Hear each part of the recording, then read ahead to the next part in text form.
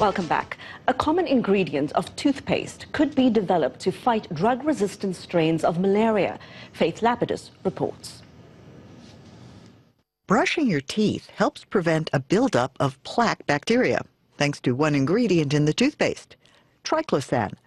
The antibacterial agent could also help fight the malaria parasite, even those types that have become resistant to other drugs.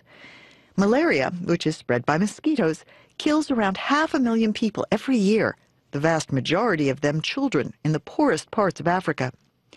Once the parasites are transferred into a new host, they work their way to the liver before moving into the bloodstream and spreading throughout the body. Scientists have known for some time that triclosan can halt malaria parasites' growth at the blood stage of the infection. The new study shows that it can also target the parasites in the liver, with triclosan able to target 2 critical points in the malaria parasite's life cycle. Scientists say the parasite will find it difficult to evolve resistance to a triclosan-based drug. I'm Faith Lapidus, VOA News. Young Rwandan bloggers and filmmakers are working to reshape the narrative about their country. They want to move away from stories of the 1994 genocide and its aftermath towards stories of the new generation. Chika Odwa reports for VOA from Kigali. Gloria Iribagiza is at it again, banging out another post for her blog. When you go in Google search, if you're out of the country, you'll see just genocide. But yet there's so much development happening here. The youth are part of a whole generation of vibrant people who are telling stories in different ways. Most of my stories that I write are more about social change and different ways in which that can impact the lives of people. The 1994 genocide killed an estimated 800,000 people and left scars on Rwanda that last to this day. But Gloria and a group of local writers and filmmakers want to tell a different story. For Gloria, that means focusing on development issues and women and girls achieving their goals. Gloria says she feels free to go out, report, and write stories. But rights groups do continue to express concern about restrictions to free speech and political dissent in Rwanda. Other local content creators VOA spoke to declined to be interviewed on the topic. Gloria is out to meet with some colleagues at a trendy cafe. Maggie Mutesi is a journalist. Victor Kagimba is a spoken word artist. Raymond Kaliyonga is a 3D animator, and he creates content like this.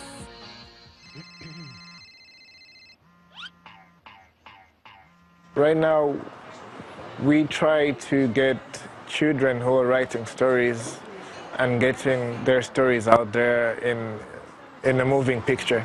The content is produced locally. Independent films that explore complex issues like identity and gender are also gaining attention. Philbert Mbabazi and Samuel Ishimwe Karemangingo both studied filmmaking in Switzerland and returned to Rwanda to pursue their dreams.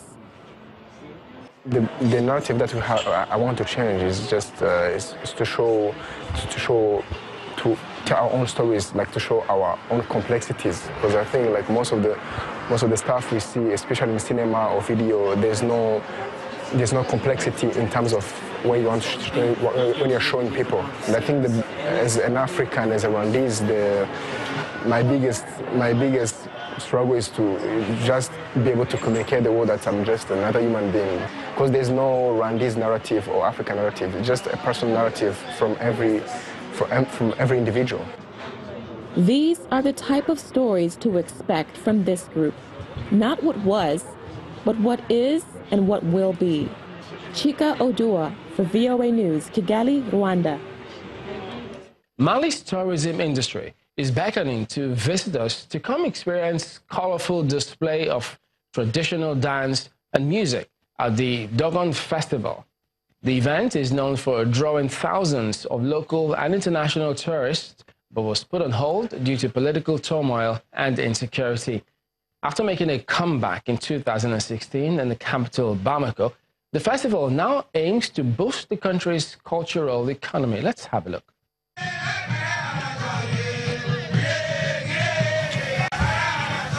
Masked dancers wearing the ceremonial Dogon attire and symbols of the Dogon culture are the highlight of the festival in Mali's capital, Bamako.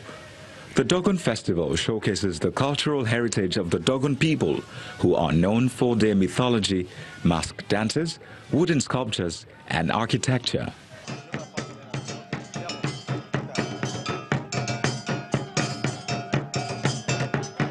The event is one of several efforts to boost the local economy of people that make a living from the country's cultural tourism industry, and in turn, the country's economy, which has been affected by insecurity.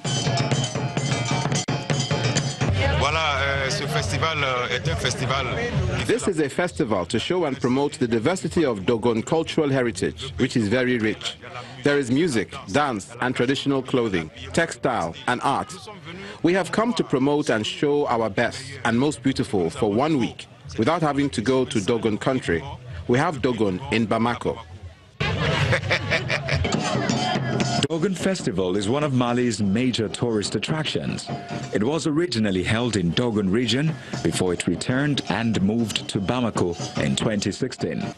Apileno Kodio is one of many artisans whose products were exhibited at the festival. After fighting broke out in 2012, many artisans like him left Bandiagara, the traditional home of the Dogon people, to look for a new market for their crafts. The crisis has hit us very hard. I lived in my village with my parents, and when the crisis started, there were no more tourists coming, and we couldn't find any other work, and this is why I came to Bamako. There are a lot of young people like me who've lost their jobs and come to Bamako in search of work. They do odd jobs like pushing carts. It's difficult. Now,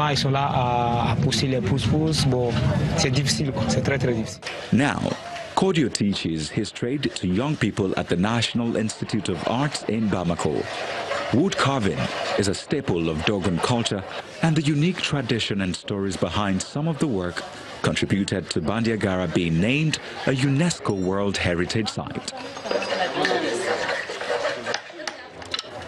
The Dogon people are mostly farmers, but during the dry season they perfected the art of weaving an intricately printed cloth unique to the community. The women spin the yarn while the men do the weaving using traditional hand looms. Weaving is a family tradition.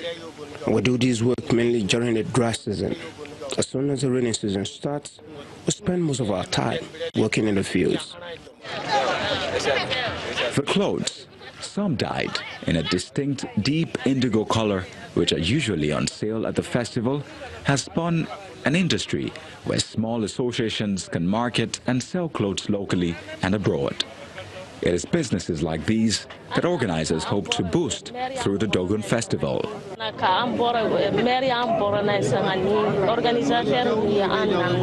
Our Dyers Association of Sangha has been invited by the organizers of the Dogon Festival to show the art of traditional dyeing of Dogon cloth. The visitors are very interested to see our coats, and we've got quite a number of customers. As there are no more tourists in our place, festivals like this help us a lot to cover the losses and to sell our products. We should have more of these events. The Dogon Festival is seen as a show of resilience for Mali, a country that has experienced high levels of insecurity after Islamist fighters seized control of Mali's northern desert regions in 2012 before being driven back by French-led intervention a year later.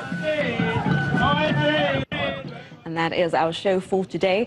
You can also visit us online at voaafrica.com. I'm Hayley Adams Fitzpatrick in Washington. Chamberlain Uso has our last word from Lagos. We look forward to bringing you another show next week. ChannelsTV.com is your source for news, sports, and other programming. I'm Chamberlain Uso. Thank you for watching. Goodbye.